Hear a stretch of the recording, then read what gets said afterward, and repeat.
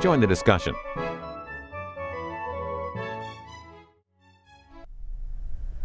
And more live debate coverage here on C-SPAN as we head west to Nevada, where Republican Senator Dean Heller is running for re-election against Democratic Congresswoman Jacky Rosen. They're meeting tonight in Las Vegas for their first debate in a race that Real Clear Politics has listed as a toss-up. Two candidates for U.S. Senate face off in the Las Vegas studios of 8 News Now. Democratic Congresswoman Jacky Rosen. Because Nevada should come first. And incumbent Republican U.S. Senator Dean Heller. Future is up to you. With early voting starting, tonight is the chance for these candidates to separate themselves on the issues that matter most. Now, from your local election headquarters, the candidates face off in a live debate. Airing here on 8 News Now and simulcasting on KXNT Radio here in Las Vegas and our CBS affiliate in Reno, KTVN. 8 News Now, your local election headquarters. The Nevada U.S. Senate debate starts now. Good evening. In just a moment, your two U.S. Senate candidates will face off. They are Republican incumbent Dean Heller and Democrat and current Congresswoman Jacky Rosen. I'm Denise Valdez from 8 News Now, and I'm joined by Politics Now co-host and political analyst Steve Sebelius, along with Univision's Washington, D.C. anchor Tatiki Felix. Now, if you want to take part in the debate or see any additional information about the questions that we're going to be asking, you can just look for the hashtag NVDebate. We do have a focus group of 15 undecided voters that'll be watching the debate and also giving us their reaction with handheld dials. You can go to LasVegasNow.com to see their live reactions as they happen. All right, now for the rules. There are several parts to this debate tonight. First, we're going to be asking both of the candidates questions. Then each candidate will ask one other a question, followed by individual questions, and finally their closing statements. So we will start with questions actually for both of the candidates. You each will have 1 minute to answer. Then each candidate will be given 30 seconds for their rebuttal. If there is any follow-up from the moderators, a candidate will have an additional 30 seconds to answer that. A timekeeper will let you know when you have 15 seconds left, and a bell will sound when your time is up. Now, in an earlier card draw, it was determined that Senator Dean Heller will be the first to answer. Then we'll be taking turns after that, and Steve Sebelius will start us off. Senator, Congresswoman, good evening. Thanks for being here. Let's start with a question about health care. For the average middle-class family, the cost of health care is skyrocketing. Senator Heller, you're answering first with a minute to answer. How are you going to fix those costs in the future? And do you think coverage for people with pre-existing conditions should be a part of any health care plan? Yeah, well, and thank you, Steve, and to the moderators that are here tonight. I want to thank Channel 8, also Channel 2 up in Reno, and Univision for taking time, and all the viewers that are with us this evening. I appreciate that the first question is about health care. If you recall, I sat with and stood shoulder to shoulder with Governor Sandoval a while back, and we talked about what's important in health care. We talked about the very issues that we think are most important. One, pre-existing conditions should be part of any health care bill. Children under the age of 26 should make sure that that they're part of their parents' insurance program. And finally, we have to make sure that expanded Medicaid was protected in the state of Nevada. Those were the three things both the governor and I agreed on. Now, there's things we do disagree on, and I assure you that there are some disagreement, but those were the three things that we agreed on. Making sure the pre-existing condition was part of any health care bill. I went to Washington, D.C., and that's exactly what I did.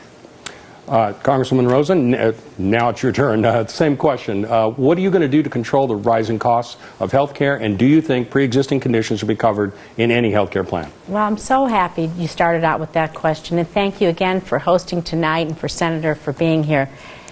Health care is the most important thing that we can think of. If you don't have your health, you don't have anything.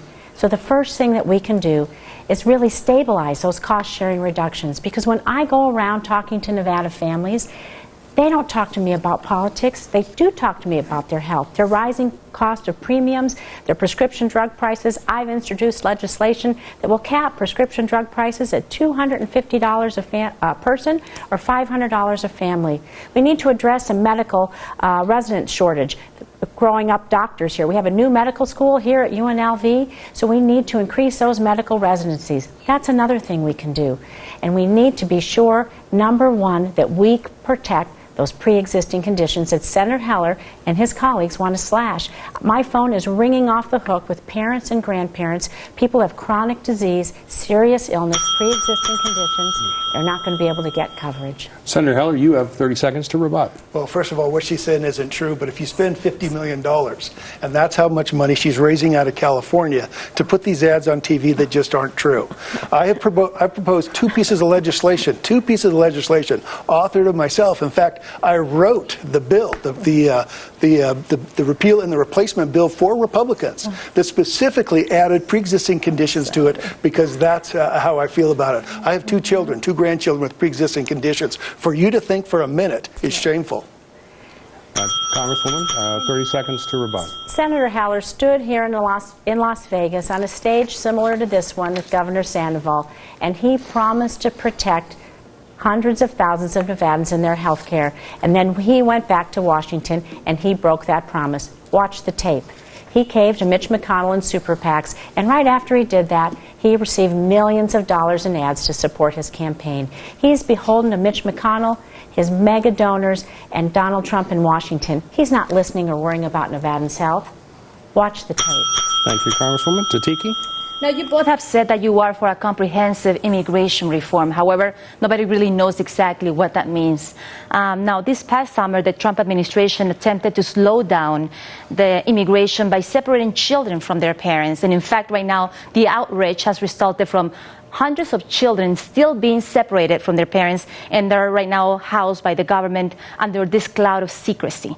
Now, the question goes to you, Congresswoman Rosen, first. What do you think should be done with these children that are still being detained by our government at this point? Well, let's be clear. This policy, this reckless policy, has been put into place by the Trump administration.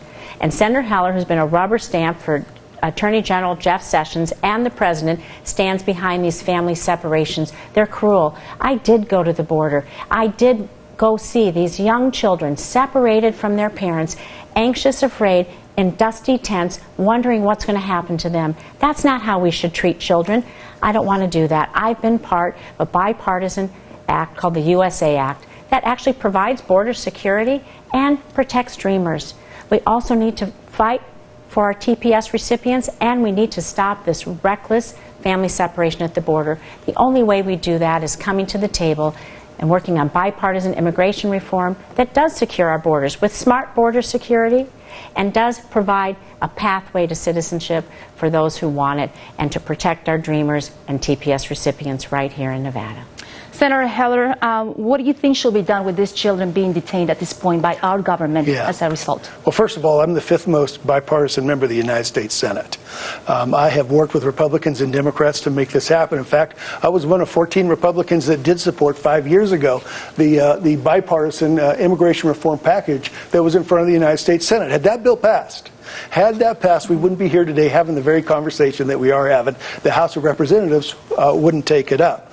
But the bottom line is this: when it came to separating families, I was the first to write a letter to this administration and tell them I didn't like it when the Obama administration separated families. I didn't like it when the Trump administration separated families. But this is what was in the law. We need to change that law because I think it's wrong.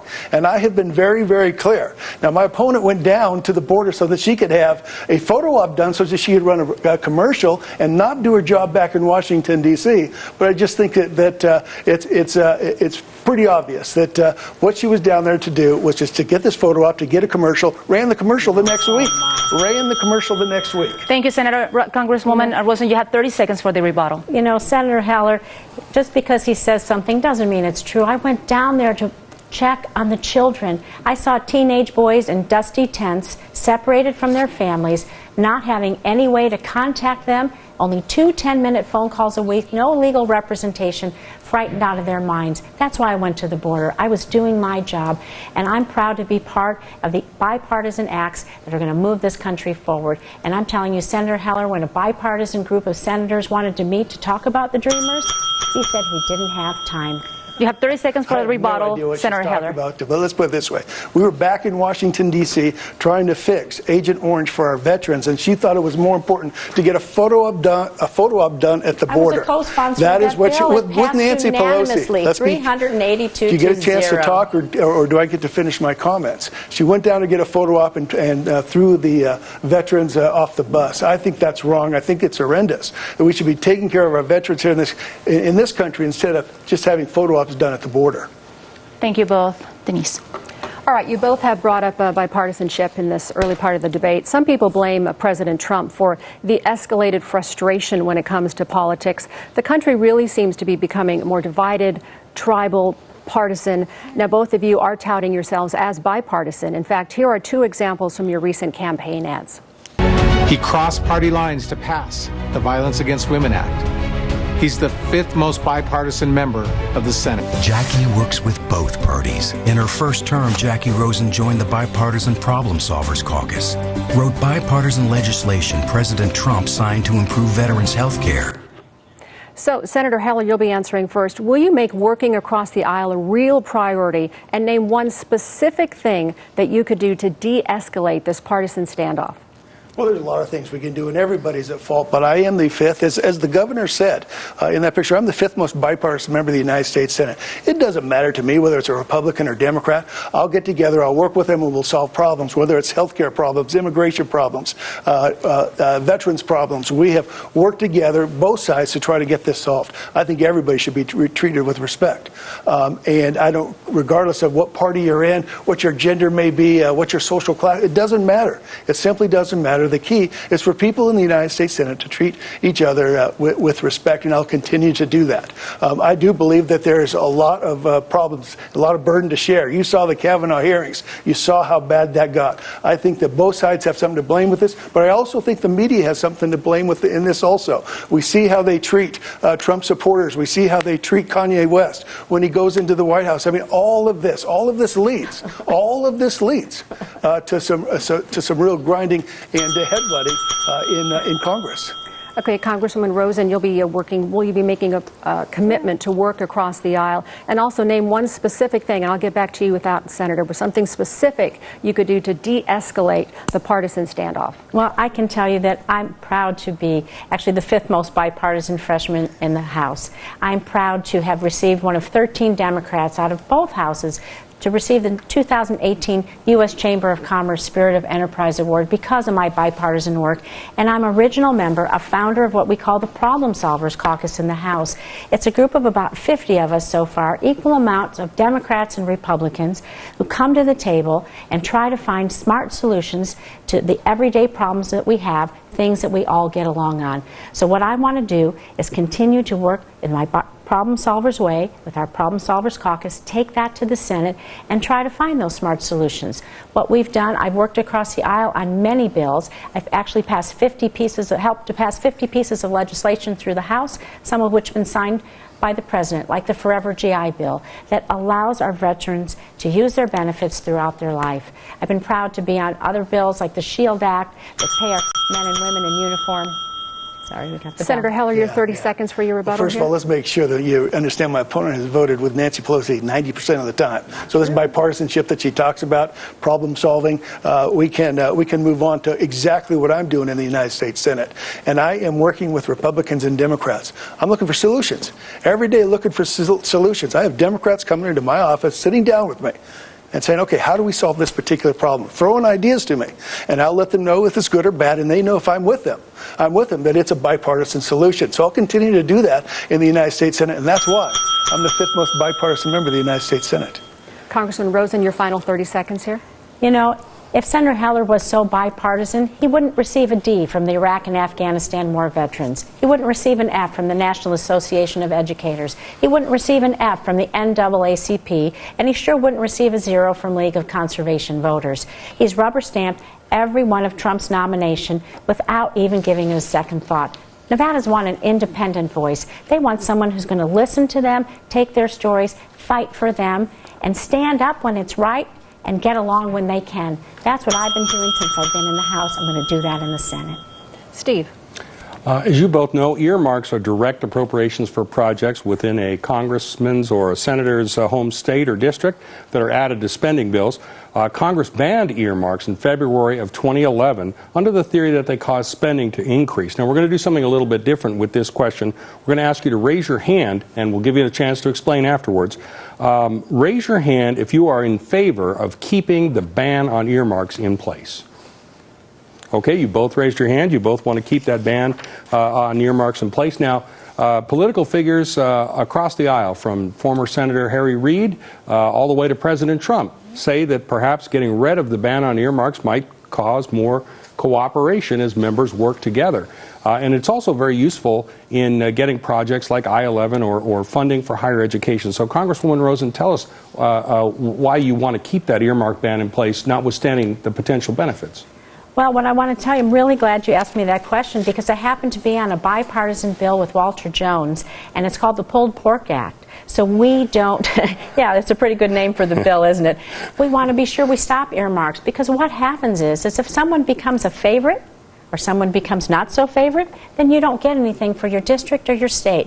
That's not the way we should be operating. Our government should be passing budgets and making decisions that are smart and that work for everyone. So I'm proud to be a co-sponsor of the Pulled Pork Act with Walter Jones. I'm going to continue to work in that way, that we make smart decisions for our country going forward. Of course, trying to bring everything we can for the state, but we need to think of it in a bigger picture all the way around. Senator Heller, same question. The potential benefits. Senator Reid said that he didn't want bureaucrats making a decision as to where the money should go. Sure. It should be a lawmaker. Don't you agree with that? Yeah, and I haven't supported earmarks since I've been in Washington, D.C., but I do find it interesting you'd bring up I-11, because they did have an opening for that in her congressional district, and she didn't show up for it. Show up for probably the biggest infrastructure project that we've had in this state in decades. In her district, she didn't show up for it. Why didn't she show up for it? Because she was in California raising money. This is the problem that we have here in Washington, D.C. We need to strengthen the economy. We don't need more earmarks. We need a stronger economy. And look what this administration and what we have done over the last 20 months. We have grown the economy from less than 2% to over 4.2%. We can thank this administration for taking a tax bill that she voted against. I voted for this strong economy. She voted against it. She voted against this economy that we have today that's not creating jobs, it's creating better jobs. Not just better jobs, but it's creating careers. That's what we're doing here in the state of Nevada, and if you're creating careers, you don't need earmarks. Congresswoman Rosen, 30 seconds to rebut. You know, I want to say what Senator Heller's been working on. He talked about the tax bill. That tax bill added $1.8 trillion to the debt. And they're signaling now, Mitch McConnell, his friend Mitch McConnell, that they want to balance our budget on the backs of senior citizens through deep cuts through Social Security and Medicare. And I want to tell you, I'm the only person on this stage that actually voted to make middle-class tax cuts permanent. Senator Heller hasn't. He only voted for a massive giveaway to large corporations. Senator Heller, for your follow-up, I'd like to ask you, you said you've never supported earmarks since you've been in Washington, D.C. I'm sorry, and I was mistaken on that. When I was first in Congress, yes, we did have earmarks, I think, for the first couple of sessions. After that, we were banned, and I've supported the ban since. I apologize for making that error. And so you co-sponsored in 2010 21 earmarks that totaled more than $42 million. Sure. Was that not a good idea then? Well, in other words, we were taking dollars and competing here in the state of Nevada. If I were ever to modify the earmark situation, I'd make it only for public works projects, like the I-11 project that she refused to show up for when they had the opening for it, because she was in California raising money. But all these projects that we have, if they were public projects, schools, highways, infrastructure, technology, those issues, I'd consider looking at it that way. But for any private earmark, that's where everybody got in trouble. That's what I'm opposed to. Okay, thank you both. Tatiki? Well, we're going to go back to the same subject that we were discussing right now, and that's something that you certainly do not agree on, and these are the Trump tax cuts. Now, one of the criticisms for the Trump tax cuts was that the cuts were for the middle class, given a date of expiration, as we were speaking with Congresswoman Rosen. However, the cuts for the corporations were permanent. Now, Las Vegas Sands estimated their benefit from the tax cuts at nearly $1.2 billion. A Gallup poll from September, 64% of Americans say they have not seen an increase in their take-home pay as a result of the lower federal income taxes. The question goes for you, Senator Heller, first.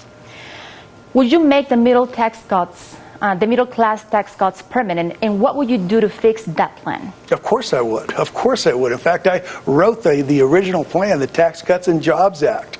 Let me assure you, there is a reason why the Chamber of Commerce's all across the state of Nevada and unions, both public and private, are endorsing my campaign. There's a reason that they're doing this, because we're creating jobs. Look at the stadium here downtown. Take a look at the expansion of the downtown, Senator? And take a look. So it's on the Strip. Yeah, let's make sure we highlight that. But we're also expanding the convention center. We also have all this growth on the Strip. It's all because of the changes that we've made in this tax structure. So for an individual, for that poll, and I don't know who ran that poll, and you probably mentioned it, they obviously weren't polling people here in the state of Nevada. Everybody here in the state of Nevada has more money in their wallet today. Their paychecks are higher, they have more money in their pocket, and their pensions are higher, all because of the bill that I authored, the Tax Cut and Jobs Act. Congresswoman Rosen, you already stated your position regarding the middle class tax cuts. Now, what would you do then to the corporate tax cuts, or how would you fix the tax reform? Well, what we need to do is make this tax plan simpler and fairer. Corporations need to pay their fair share. Do you know that Senator Heller, he bragged about writing a tax plan? In that tax plan is a full deduction for a corporate jet. I don't know too many regular people who own a corporate jet. Maybe we could find some savings in that line right there, Senator. So what we need to do is be sure that we close those loopholes for hedge fund managers, the brakes for big oil and big pharma, the major donors to Senator Heller's campaign. And what the tax plan that I voted for, that I broke with my party from, gave middle class a permanent tax cut. So let's be clear, I kept my promise to middle class families here in Nevada, where Senator Heller's worried about corporate jet owners. Senator Heller, you have 30 seconds for the rebuttal. That is rich in irony. Here's a person that would reverse the tax cuts, called it crumbs, did a press conference. Never did. She did a press conference saying she was opposed. It's on tape. She opposed to these tax cuts. She would take us back to the Obama era of 2% growth, of 60% of the homes being underwater. We can go down the list of how high our unemployment was. I don't want to go backwards. I want to go forward. And this tax plan is working for Nevada, and Nevada is working. Congresswoman, would you vote to repeal the tax cuts? Now, what I want to do is make sure that this tax plan is simpler and fairer. I voted for a plan that makes middle-class tax cuts permanent, and I want to revisit the plan so that corporations pay their fair share. This tax plan that he wrote added $1.8 trillion to the debt. They're going to balance that on the backs of our senior citizens with cuts to Social Security and Medicare. And we've shown that corporations aren't reinvesting in our community or putting money back into wages. Wages are flat, and they're spending over $1 trillion buying back their own stock. Thank you both. Steve. The Southern Nevada Public Lands Management Act, we call it SNPLMA, although I won't make you say that, provides money for trails and restoration projects in Nevada through the sale of federally owned lands here in the state. Now, according to the Office of Management and Budget, the Department of the Interior has received over $3.4 billion from land sales under the authority of the Act, and the proceeds have funded over 1,200 projects with notable investments across Southern Nevada and in Lakes Tahoe and Lake Mead.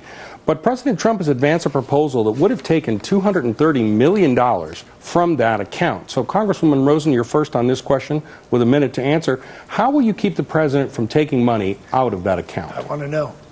Well, what we need to do is we need to put a check and balance on this president, something that you're not willing to do, Senator. You were 99% against President Trump. Now you're 110% Please answer for his him. question. So what we need to do is keep our public lands in public hands. I want to tell you that our outdoor tourism industry is so vibrant. It's nearly 150,000 jobs and adds millions of dollars in tax revenue throughout the state, from Lake Tahoe all the way down to Lake Mead, Hoover Dam, and Laughlin, to our tallest peaks and lowest valleys here in Las Vegas. And so we need to be sure that we fight President Trump and this administration in every way we can to protect our public lands so that we control them here in Nevada. They are secure, they are sacred, and they mean an awful lot to us.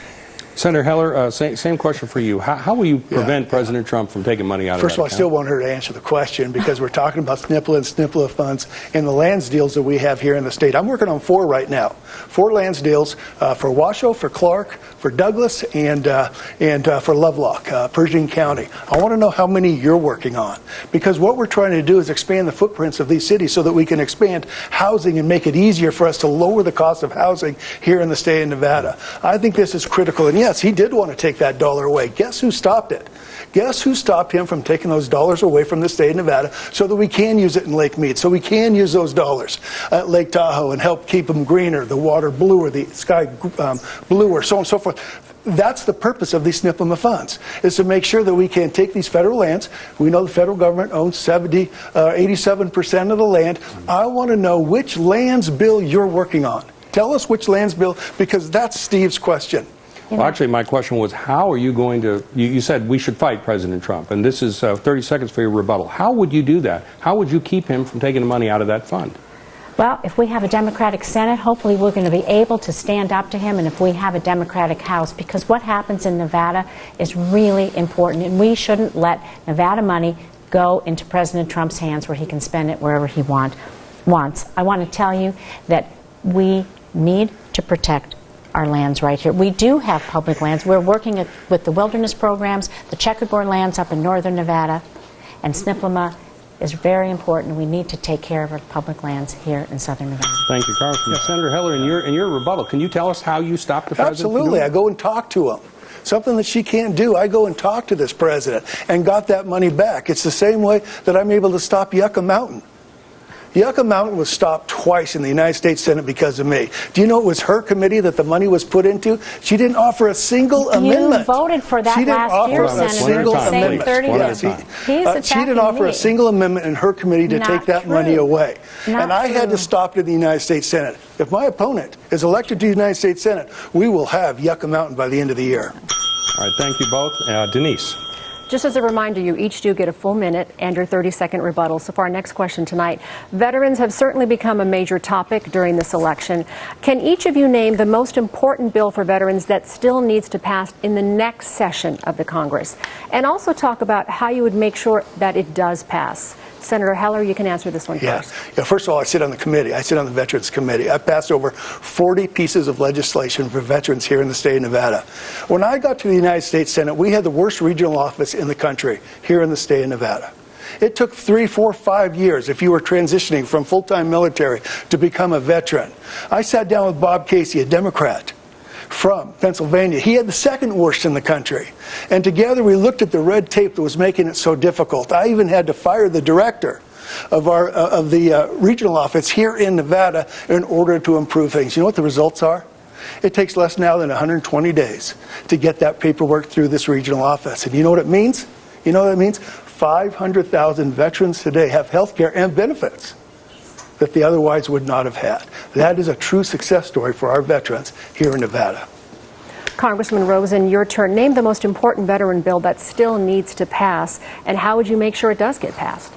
Well, we need to be sure that we're doing something to end veterans' homelessness and end veteran suicide. So there's a number of bills out there that are sitting out there waiting to be passed. This is a bipartisan issue.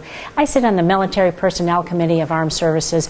We talk about these things every day as every active duty military person and their families will transition into being a veteran. We talk about how we improve their care at the VA when they're out. We talk about how we transition them. I've just recently dropped a bill on the Transition and Assistance Program to make it more robust, to be sure that we start about a year ahead of time before an active duty military is transitioning into being a veteran with the process of what they're going to do when they get out, how they get their benefits, and how the TAP program is going to follow them throughout their lives to be sure that they get their benefits. And I want to tell you, I'm really proud that we did pass the Forever GI Bill that allows them to use their student benefits throughout their life. I'm proud to have been on the Higher Student Vets Act that also allows veterans to get paid internships while they're going to school. Senator, in your 30-second rebuttal, you talked about some of the accomplishments, but what's next? What's the next thing that needs to happen for veterans? We're going to continue. Like I said, I passed 40 pieces of legislation. Let me tell you what the the best thing that ever happens to me as a United States Senator is when I listen to one veteran talk to another veteran. And what that veteran says is, if you want help from our delegation, come call Heller's office. VA just put out a list of offices that do the most to help veterans here in the state of Nevada. And that chart has me doing more work for more veterans than the rest of our delegation combined by five. Why aren't you helping our veterans? I'm so glad that he asked me that question, because I've made veterans a priority in my office. You know, I'm a daughter and granddaughter of a World War II veteran, and my office has found $700,000 in benefits for veterans that we've returned to them in my district just this last year. I couldn't be prouder of the work that my staff is doing for veterans all across the valley. I'm going to continue that work and expand on it every single day. And if you're a veteran listening tonight, you can be sure that I'm going to honor and value your service every single day. Steve? Let's talk about guns for a second. Nevadans expressed their support for universal background checks in 2016 with the passage of Question 1. Now, as you know, that measure has been stalled because of flaws in how it was written. And so far, no federal court has found that background checks are unconstitutional. So, Congresswoman Rosen, this question is to you first with a minute to reply. Would you support a federal law to require that every gun sale, including those between private parties, is subject to a background check? And if not, what gun legislation would you support? I think we need to fix NICS. I absolutely believe that we have to be sure that all commercial gun sales have valid research and have licensure. Going forward from there, we need to be sure that we ban bump stocks, like the kinds that were used on the 1 October shooting. We never want to have to go through that again. We need to be sure that we limit the capacity of magazines. That isn't going to take anyone's gun away, and we know in some of the most drastic shootings, that's when they were able to apprehend a killer. So what I want to say is this, is that Nevada has a rich heritage and history of gun ownership, and we need to protect and preserve that. And we can do that with common sense measures without taking anyone's guns away. I want to preserve and protect the Second Amendment, but I want common sense gun safety. There are a few things we can do right away to do that. Senator Heller, same question to you with the same minute to answer. Do you think there should be a federal law that requires all gun sales, including those between private parties, to First of all, this question couldn't put two candidates further apart from each other. I do support the Second Amendment. I do too. And I will not do anything that will take guns away from law-abiding citizens. What I do want to do is make sure that those who are incapacitated or have mental problems, I want to limit their access to that. She talks about the NICS, the fixed NICS. I wrote that law. We passed fixed NICS, and she needs to know we passed fixed NICS. And what it did was expanded background checks, told the states, bring your records in, your mental health records and your felonies, and let's make sure that it is in this fixed NICS system. So what law have you passed to everything that you're saying? What have you passed in Senator, one piece of legislation? That's your time. That's your time. Let me ask the question here. Congresswoman Rosen, I couldn't help but notice in your answer, you didn't directly answer the question. Do you think that all gun sales, including those between private parties, should have a background check? Yes, I do. And I believe that going forward, we need to be sure that we consider gun ownership for private parties. It's important that we preserve and protect the Second Amendment, but that we also preserve and protect public health and safety. Everyone that I talk to going around this state tells me that all the time. They understand the difference. We have nearly 50 million tourists across the state of Nevada, so we really understand that there's two separate things that we need to do, and one doesn't have anything to do with the other. So I want to protect public health and safety, and Senator Heller is guilty of taking all of his money from the gun lobby. Senator Heller, consistent with your support for the Second Amendment, do you think all private party sales should undergo a background check? No, I do not. I do not. I believe in the Second Amendment, and I will not restrict law-abiding citizens here in this country. I will do expanded background checks, and that's what the fixed NICS system is all about. I do not want... My opponent was born and raised in Chicago, Illinois. I do not want Chicago laws in Nevada. Please, Congressman. I don't want Chicago laws here in the state of Nevada. And that's all we're going to get if she goes to the United States. She wants Las Vegas to be just like Chicago. And we know how that's turned out. Oh, my. All right, thank you both. Tatiki. Now, in July of this year, the Senate Intelligence Committee, Senator, put out a report saying that Russia attempted to interfere in our last election. What do you think is the appropriate response that America should take towards Russia? Well, first of all, it's true. I mean, I'm not arguing that. First of all, it's true that, yes, we have had Russia involved in our elections here in this country, and my biggest concern is we're going to get China involved in our elections here. I'm worried right now that we have a monitor here in the state of Nevada that's going to be here on November 6th from Russia. Russia has sent someone over here to monitor our elections, and by the way, we send people over to Russia to monitor their elections, but the last thing I want in this world of today, with the problems that we have with Russia, someone in here monitoring our elections here in this country, and especially in the state of Nevada. But having said all that, it's true. There's no doubt. In fact, I think they came out with the first indictment today with individuals that they have caught that were monitoring and that were involved in our elections. We need to stop that. Former Secretary of State, I put the rules in place for the state of Nevada to keep our elections clean. To keep them clean. Now, it's been a while since I've been Secretary of State, and I'd love to go back and make sure that that's what's going on here in the state of Nevada. Congresswoman Rosen, your turn. What do you think is the appropriate response that America should take towards Russia in this situation? Let's be clear. Russia is not our friend. Russia is not our ally. And when Senator Heller is a rubber stamp for President Trump and his best friend, Vladimir Putin, it's something to be worried about.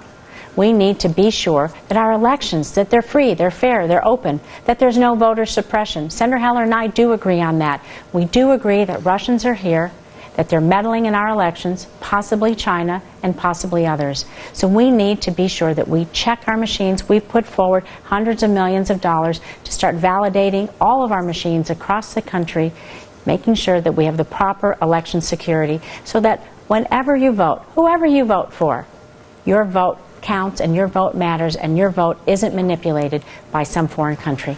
Yeah. You have 30 seconds, Senator Heller. I don't want you to think for a minute that I don't trust the Secretary of State we have here in Nevada today. I think she does a great job.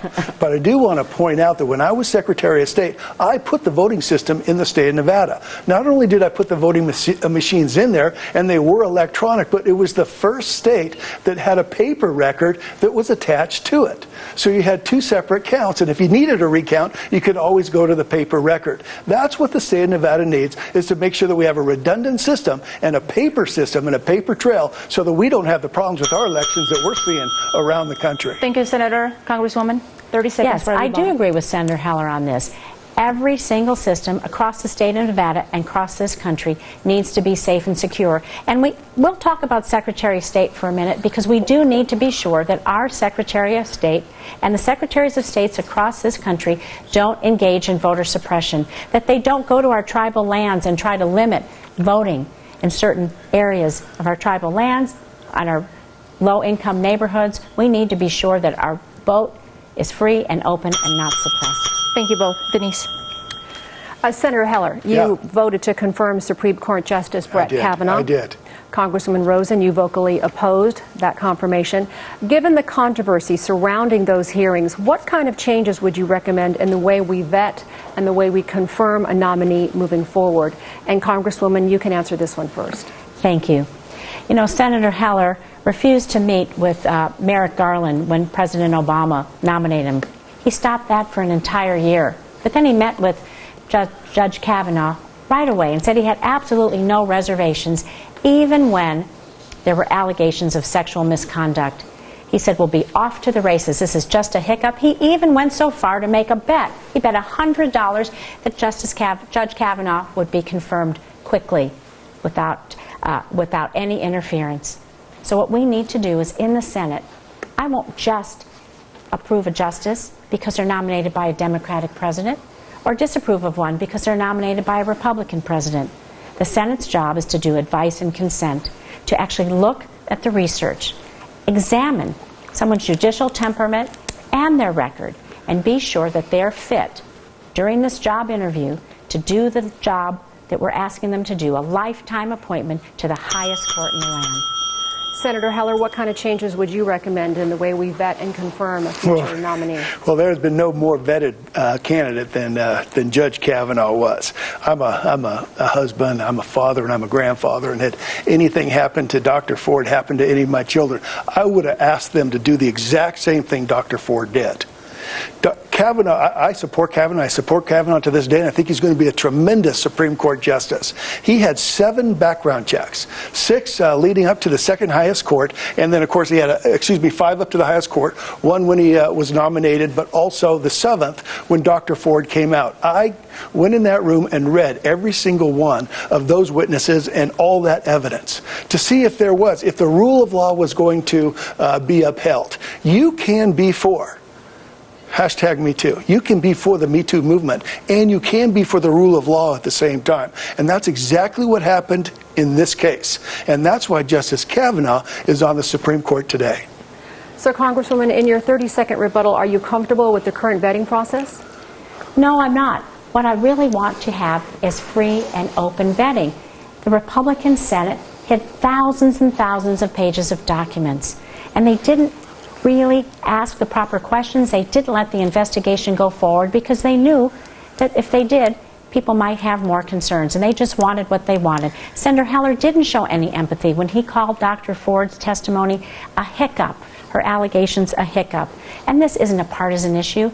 Men and women, Republicans and Democrats, have stood up and spoke out even when it's hard. Yeah. Senator Heller, your 30 seconds. Let me address the hiccup, because she's just making this up, which she does and has done throughout this campaign. I was talking about the process. I was talking about Dr. Ford being a victim twice.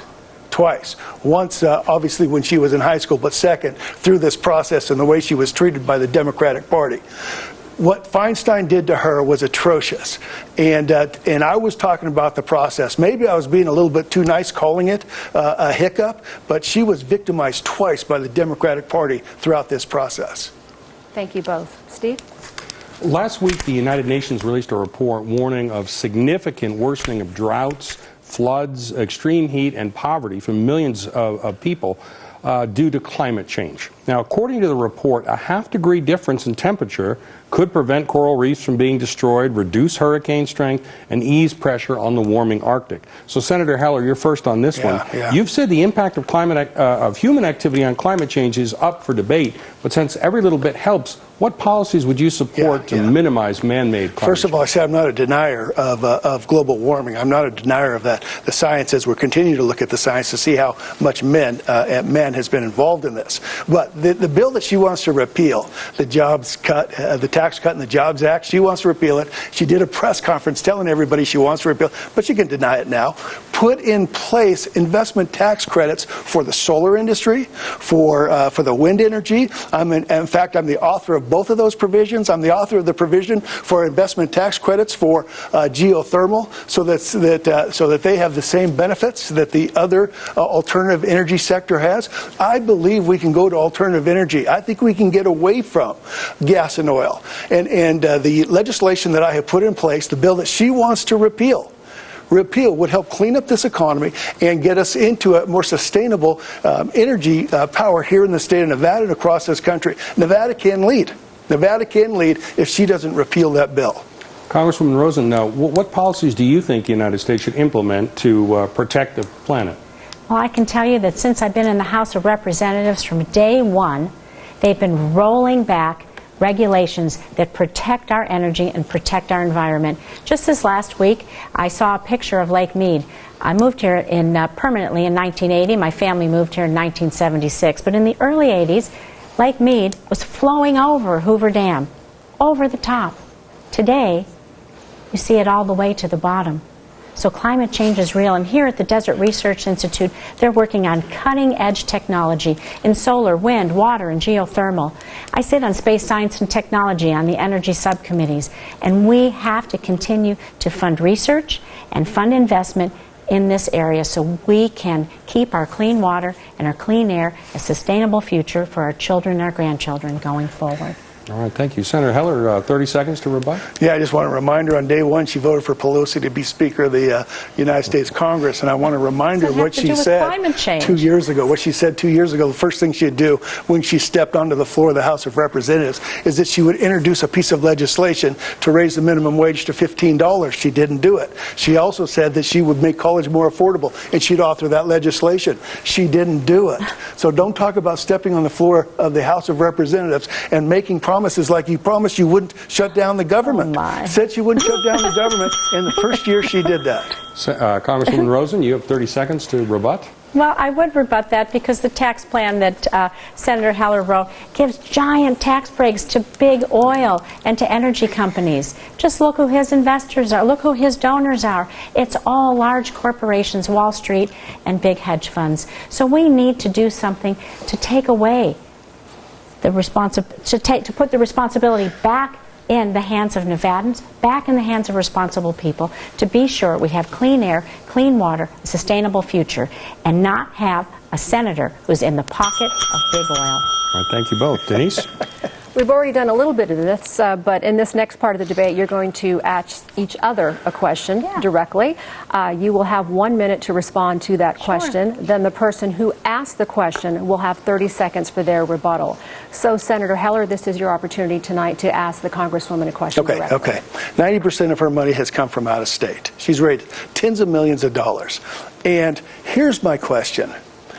In the opening of the I-11, we mentioned this earlier, the whole delegation was there except you, because you were fundraising in California.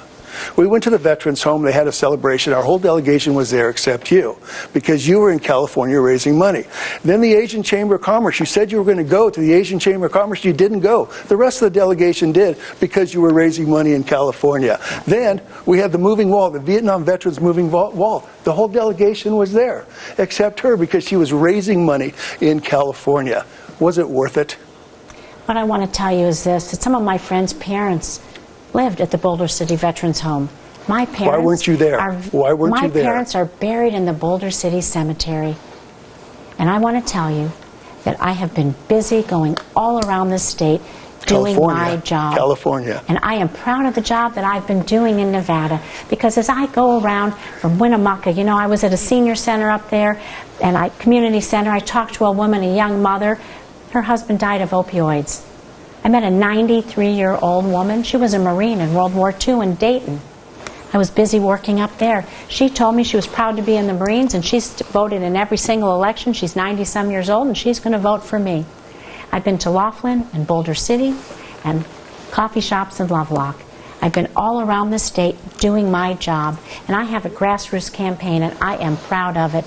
I have nearly 400,000 individual contributions to my campaign, because people realize that Nevada is important, and I'm the person that should lead Nevada in the United States Senate. Senator, you've got 30 seconds here. Yeah, that grassroots campaign is in California, New York, and Massachusetts. It's not here in the state of Nevada. She raises 90% of her money outside this state. In fact, she just announced today another $5 million you raised in California. Again, I ask you the question, was it worth it? So you're giving up your rebuttal time? That's it. Okay. Congresswoman Rosen, would you like to ask the senator now a question? You have the floor. I sure would. So, Senator Heller, I actually don't have a question about your fundraising, even though there's no enthusiasm there. But what I would like to ask you is this. I actually have a question from a family in Reno. There's a woman there. Her name's Teresa Bohannon. She has a son. His name happens to be Dean. He was born with a congenital heart defect. He's going to have a pre-existing condition his whole life. He's going to need surgeries and care. And you met them last year, and you looked them in the eye, and you promised them that you would protect their health care, and that you would protect their protections from pre-existing conditions. And then you went back to Washington, and you broke your promise. You caved. So I want to tell you, look in the camera. They're watching tonight, and what they want me to ask you is this, is to look them in the eye and to tell them the truth, really tell them the truth about why you broke your promise and why you support slashing protections for pre-existing conditions, why you want to hurt their son, Dean. Yeah. First of all, Dean knows I have his back. Dean knows I have his back. Governor will tell you, and the governor will tell you what you said is false. You can say it 10 times, you can say it 100 times, you can say it 1,000 times. It's just not true. I wrote the replacement bill for the Republican Party. I know exactly what's in that bill, and what's in that bill includes pre-existing conditions. Please tell them so the truth. Look them in the eye and tell them the truth, Senator. Can we answer the question? To respond, yes. Yeah. Also, regardless of what happens in the Texas case, and it's up for debate, I have signed legislation, authored legislation, which she rarely does, that would ensure that regardless of what happens in that case in Texas, pre-existing conditions do exist. I have 2 grandchildren with pre-existing conditions. I think it's ridiculous, Congresswoman, that you think that I wouldn't be there for the health and safety of my own grandchildren. Congresswoman, you have 30 seconds. I can tell you that I led a resolution in the House to join on to that Texas lawsuit to be sure that we protect the constitutionality of the Affordable Care Act and of pre-existing conditions. And if Senator Heller and his Republican colleagues get their way, then they are going to take those away from you. Those junk plans are just a sham. He knows it. Everyone else knows it. And if you don't have your health, you don't have anything. And every single one of us, Senator Heller, is one diagnosis away from a pre-existing condition. And we need to protect our health. All right, thank you. Tatiki? Now, before we move on to the individual questions, we have one more question for the both of you. And this one is a little bit more personal. So we want to give voters a chance to get to know the persona behind the political aspect. You will have 1 minute to answer this question. So, Congresswoman, you can go first. You both are parents. What is your proudest moment as a parent?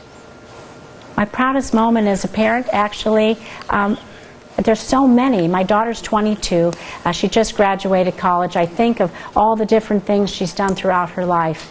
But today she sent me a text message. She's not here in Las Vegas. She sent me a text message before I came. And what she said to me is, "I'm proud of you, Mom. I'm proud of what you're doing. You're going to do great. You're my best friend. And I love you so very much. Go out there and kill it." And so that's what my 22-year-old daughter told me. It made me cry. I'm so proud of her. I'm so proud to be her best friend. And she is an amazing young woman, and I can't wait to see what she grows up to be. Senator Heller, what is your proudest moment as a parent? Yeah, my wife and I have been married for 33 years, and we have 4 children. We have 3 grandchildren. And I am proud of all my children for the human beings that they have grown to be, and I'm sure my opponent feels the exact same way. Absolutely. And I think that's great. But let me tell you what my proudest my oldest daughter, 6 months ago, she went over to China, and she adopted a 2-year-old little Chinese girl and brought her to the United States. And to see that little girl with her brother and sister and living here in the United States. Now, she does have pre-existing conditions, and I want you to know that I protect those pre-existing conditions for that little Chinese girl. For you to say anything different is wrong. But that little girl is wonderful. She's part of our family now, and she's part of our greater family. And to know that her future is bright now. Imagine what her future was in China in an orphanage, and now she's in the United States. I want every child and every grandchild to feel just like this little 2-year-old Ava, knowing that all their hopes and dreams come true, because that's the way our country is, and that's what our country stands for. Thank you both. Yes. All right, so in this next portion of the debate, we're going to be asking questions of the candidates individually. So each candidate will have 1 minute to answer that question. The panelists may ask a 30-second follow-up question at their discretion, but there will not be a response from the other candidate. And Steve will start us off. Congresswoman Rosen, the first individual question is for you. A video was taken of you speaking to a Jewish group up in Seattle where you were talking about the 1 October shooting. This is what you said. On October 1st, when we had that massacre, I went to those hospital rooms and those funerals. None of the other politicians said, "What do we do?" I said, "I'm just channeling my inner Rabbi. I think, what would Rabbi Axelrod say?" So they put me in front. I just did that, and it was so, because I knew I'd been there. Now, we went back and reviewed our video from the first few days after that shooting, and very rarely did we see you out front. So how can you say that other politicians put you, quote, out front, unquote, given that the public faces were people like Sheriff Joe Lombardo, Governor Brian Sandoval, and Clark County Commissioner Steve Sisolak? I'm really glad you gave me a chance to clear that up. If you would have really played the whole tape and seen that, what I meant to say is that there's no guidebook. And so I am so proud of our first responders, our sheriff, our police officers, our firemen, ambulance drivers, everyone who helped, our hospitals. And so what I meant to say is there really is no guidebook. This was the largest tragedy, mass shooting tragedy, that has ever been seen in the United States. And so I thought, what would I do? I thought about Rabbi Axelrod, I thought about my faith, and how I would go out front. What I meant by saying out front is that I'm a first-term congresswoman. I'm proud of that. I haven't been a career politician like Senator Heller. And so I thought about what I would do. I meant out front in my public position as a congresswoman, when you have to go out in front and comfort people at the very worst times of their life, in a very public way, when you go to a reunification center, when you go to a hospital room. So I thought about the people I respect most, my clergy, and I did what I thought would be the most comforting. Thank you, Congresswoman. Satiki? Senator Heller, on October 20th of 2016, the Reno Gazette-Journal quoted you as saying that you were 100% against Clinton, 99% against Trump. Now, the president uses the same language and has the same position now as he did then. Can you explain why you're now fully embracing the president, given your previous position? Yeah. I'd be happy to tell you why the president and I now get along. And it's true. We fought like, ask the president, we fought like cats and dogs. What happened was success. He became president of the United States. We started working together. And it built trust. When you have success, it builds trust. When you build trust, it builds friendships.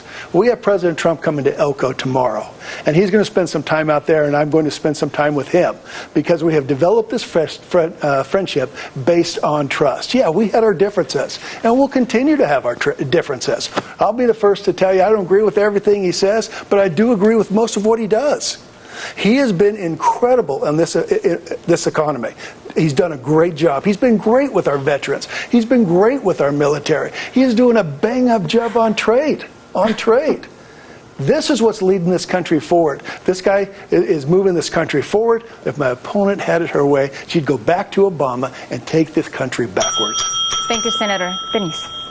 All right, so for the final portion of the debate tonight, each of you have 1 minute to make your closing statement. And Senator Heller, you may close first. Yeah. As I mentioned, I'm a husband, a father, and a grandfather, and my wife and I have been married for 33 years. I said that, the president and I don't always get along. I don't agree with everything he does. I don't agree with everything the governor does. And I tell people I don't even agree with everything my wife does. The difference is my wife is always right. That is the difference. And that's why we've been happily married for 33 years. That's why we have 4 wonderful children and 3 wonderful grandchildren, including that little 2-year-old girl from China. Remember, under the Obama administration, the biggest fear that we had is that the hopes and the desires of our children would not be as good as ours. Is that their future wouldn't be as good as our future? We worried about that for 10 years under President Obama. That has all changed. My children, your children, my grandchildren, your grandchildren now have a future. Because of this administration and the work we're doing in this Congress. I need your help, your support. I want to continue this work, and that's why I'm asking for your vote, your support, to go back to the United States Senate. Congresswoman, you have your 1 moment now for closing remarks. Thank you so much. I want to thank Channel 8, Univision. I want to thank Senator Heller for a great debate tonight. Thank you. And I want to tell you, a career politician oftentimes loses touch with the people that they're supposed to represent. And as your next United States Senator, I promise to continue to take your stories, to listen to them, and take them with me to Washington and let them inform the legislation I need to do going forward. I'm proud of the bipartisan record that I've had so far, and I'm proud to continue to work on that. I also want to tell you that as an elected official, it's not just a job. It is an honor, a privilege, and a responsibility. And it's not a responsibility I take lightly. So what I hope to do, like I said, is continue to listen to your stories, to really hear you.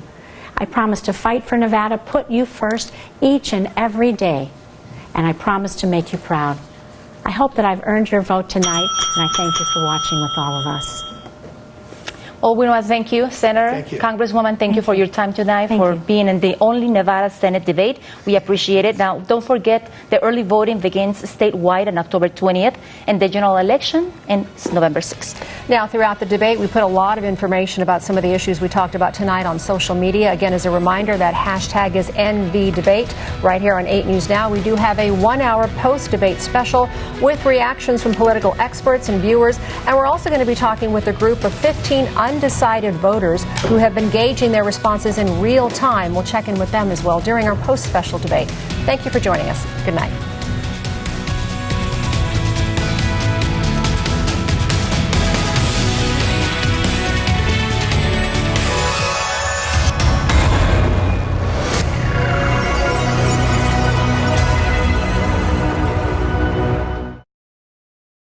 With the midterm elections just days away,